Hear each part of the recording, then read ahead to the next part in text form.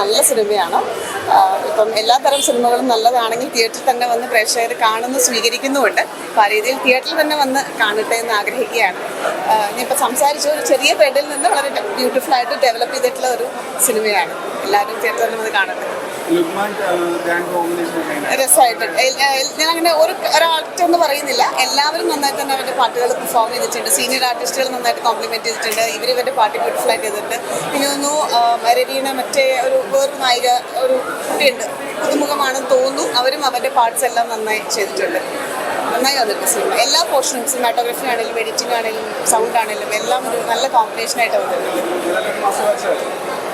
Must watch. നമുക്ക് relax ചെയ്ത് തിയേറ്ററിൽ കാണാൻ സാധിക്കുന്ന ഒരു സിനിമയാണ്. OTT-യിലേക്ക് വെക്കാതെ എല്ലാവരും തിയേറ്ററിൽ തന്നെ വന്ന് കാണുമെന്ന് ആഗ്രഹിക്കുകയാണ്.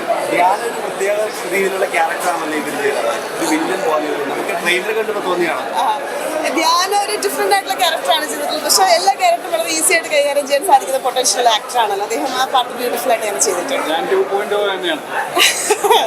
എല്ലാവരും തിയേറ്ററിൽ വന്ന് കാണട്ടെ സിനിമ. നല്ല എൻഗേജിങ് ആയിരുന്നു. നമുക്ക് കുറേ ഇമോഷൻസ് ഉണ്ടായിരുന്നു. നല്ല ബാക്ക്ഗ്രൗണ്ട് മ്യൂസിക്കും കാര്യങ്ങളൊക്കെ ആയിരുന്നു. നല്ല പടമാണ്. ഫാമിലി വയസ്സൊക്കെ വന്ന് കാണാനും എല്ലാവർക്കും പറ്റുന്ന രീതിയിലുള്ള നല്ലൊരു ഇമോഷണൽ വൈസുള്ള ഒരു പടമാണ്.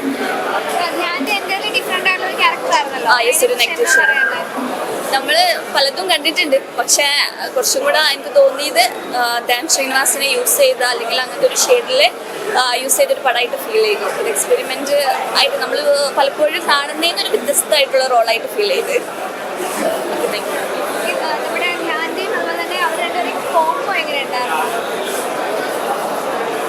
കോംബോ അടിപൊളിയായിരുന്നു.